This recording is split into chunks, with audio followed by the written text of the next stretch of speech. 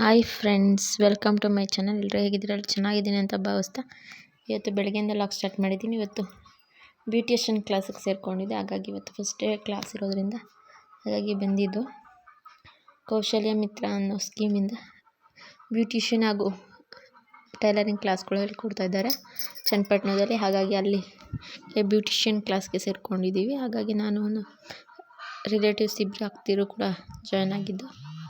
ಹಾಗಾಗಿ ಇವತ್ತು ಫಸ್ಟೇ ಹೋಗಿದ್ದು. ಅಲ್ಲಿ ಕೂಡ ಪೂಜೆ ಮಾಡೇ ಫಸ್ಟು ಪ್ರಾರಂಭಿಸ್ತಿದ್ರು.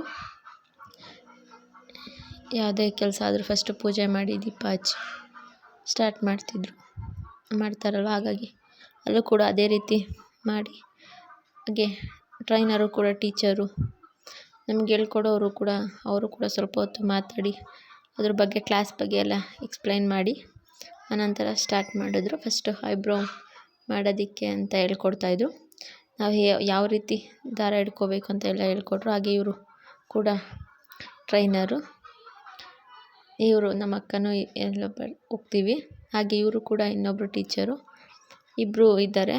ಹಾಗಾಗಿ ಕ್ಲಾಸೆಲ್ಲ ಮುಗಿಸ್ಕೊಂಡು ಬರಬೇಕಾದಾಗ ಅವರಿಬ್ಬರು ಗೋಬಿನೂ ಹಾಗೆ ಪಾನಿಪುರಿ ತಿಂದ್ಕೊಂಡು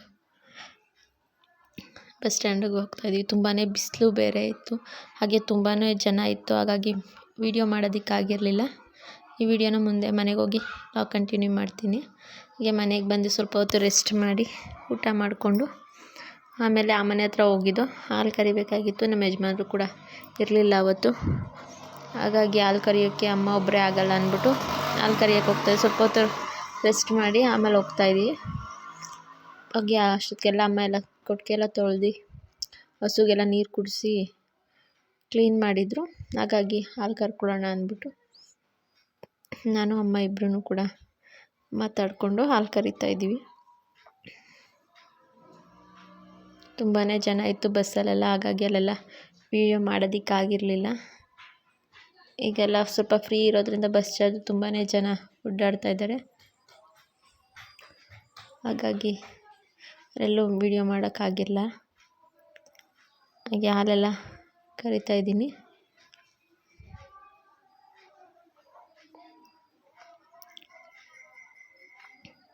ಯಜಮಾನ್ರು ಇದ್ದರೆ ಅಮ್ಮನೂ ಯಜಮಾನ್ರು ಇಬ್ಬರು ಕರ್ಕೊತಾರೆ. ಅಕಸ್ಮಾತ್ ಅವರಿಲ್ಲ ಅಂದರೆ ಕರಿಬೇಕು.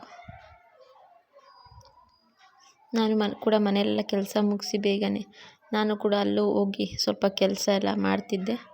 ಬಟ್ ಈಗ ಕ್ಲಾಸಿಗೆ ಸೇರ್ಕೊಳ್ಳೋದ್ರಿಂದ ಈಗ ಅಮ್ಮನೂ ಯಜಮಾನ್ರು ಇಬ್ಬರೇ ಕೂಡ ಮಾಡ್ಕೊತಾ ಇದ್ದಾರೆ. ಆಮೇಲೆ ಡೈಲಿ ಕೂಡ ಅಮ್ಮನೂ ಅವರೇ ಮಾಡ್ಕೊಬೇಕು. ಸ್ವಲ್ಪ ಹುಳನೂ ಇದೆ, ಜರ್ದಿಂದ ಎದ್ದಿದ್ದಾವೆ.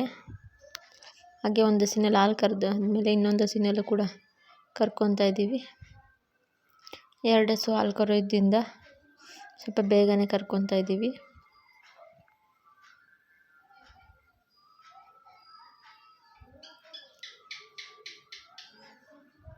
ತುಂಬಾ ಗಟ್ಟಿ ಇರುತ್ತೆ ಹಾಲು. ಇದ್ರ ಹಸಿಂದು, ಜರ್ಸಿ ಹಸಿಂದು. ನಾವು ಕಾಫಿ ಟೀ ಮನೆಗೆಲ್ಲ ಹಾಲಿಗೆಲ್ಲ ಇದ್ರದ್ದೇ ಯೂಸ್ ಮಾಡ್ಕೊತೀವಿ. ಇವಾಗ ಸ್ವಲ್ಪ ದಿನ ಇದನ್ನು ಯೂಸ್ ಮಾಡಿಕೊಂಡು ನೆಕ್ಸ್ಟು ಎಮ್ಮೆನೂ ಕೂಡ ಕರು ಹಾಕಿದೆಯಲ್ಲ, ಈಗ ಆ ಹಾಲನ್ನು ಕೂಡ ಯೂಸ್ ಮಾಡ್ಕೊತೀವಿ ಇನ್ನು ಸ್ವಲ್ಪ ದಿನ ಆದಮೇಲೆ.